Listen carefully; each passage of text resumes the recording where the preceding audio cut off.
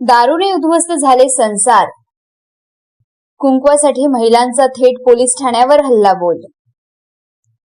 Ralegaon police ठाण्यांतर्गत येणाऱ्या सावणेर गावात bus stop परिसर व वाढवणा रोड लगत दिवस रात्र खुलेआम सुरू असलेल्या अवैध दारू विक्रीमुळे महिलांचा संयम सुटला. घराघरात होणाऱ्या त्रासाला कंटाळून सावनेर येथील महिलांनी सरपंच व ग्रामस्थांसह थेट राळेगाव पोलीस ठाणे येथे धडक देत जोरदार आंदोलन केले.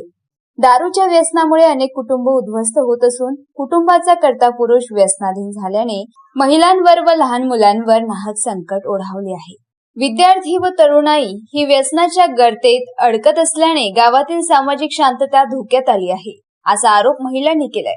यावेळी महिलांनी दारूने आमचे संसार उद्ध्वस्त केले. साहेब, आता तरी अवैध दारू बंद करा, आमच्या मुलांसह कुंकवाच्या धन्याला वाचवा, असा हृदयद्रावक आक्रोश करत पोलीस प्रशासनाचे लक्ष वेधले. गावातील अवैध दारू विक्री कायमस्वरूपी बंद करण्याची मागणी करत सरपंच, तंटामुक्ती अध्यक्ष व ग्रामस्थांनी PSI विशाल बोरकर यांना निवेदन सादर केले. यावेळी संबंधित ठिकाणी कठोर कारवाई करण्याची मागणी करण्यात आली.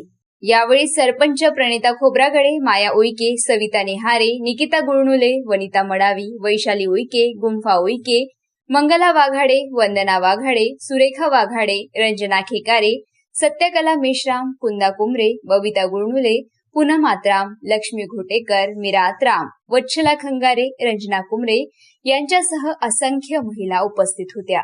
मारेगाव वार्ता, जावेद शेख, राळेगाव, यवतमाळ. गेल्या 1 वर्षापासून आमच्या गावात दारू विक्री चालू आहे. अवैध धंदे चालू झाले आहेत आणि सगळे म्हणजे जी मुलं आहेत, छोट्या मुलांपासून सुद्धा दारू पिणं चालू झाली आहे. आणि ती मुलं जी दारू जी विकतात ते सगळे शाळेच्या आसपास परिसरामध्ये विकणं चालू आहे. हो, ऑगस्ट महिन्यामध्ये आम्ही त्यांना माहिती दिलेली होती, तरी त्यांनी कुठलीही कारवाई केलेली नाही आहे. आणि आता आम्ही 27 जानेवारीला पुन्हा निवेदन दिलं त्यांना, मॅडम ठाणेदार साहेब मॅडमकडे. आमची हीच मागणी आहे की आमच्या गावात पूर्णपणे दारू मुक्त गाव व्हावा. नमस्कार, मी विलास ठाकरे, तंटमुक्ती अध्यक्ष सावनेर. इथून आम्ही सगळे महिला मंडळ घेऊन पोलीस स्टेशनमध्ये आलो आहे.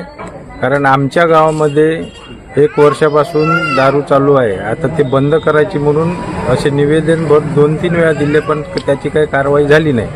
म्हणून आता सगळेजण आम्ही या पोलीस स्टेशनमध्ये येऊन आमची समस्या मांडत आहे. SP साहेबाकडे दिली, कलेक्टर साहेब ऑफिसला दिली, दारू मुक्ती जे या आपली विभाग आहे तिथे पण दिली आहे आम्ही तक्रार.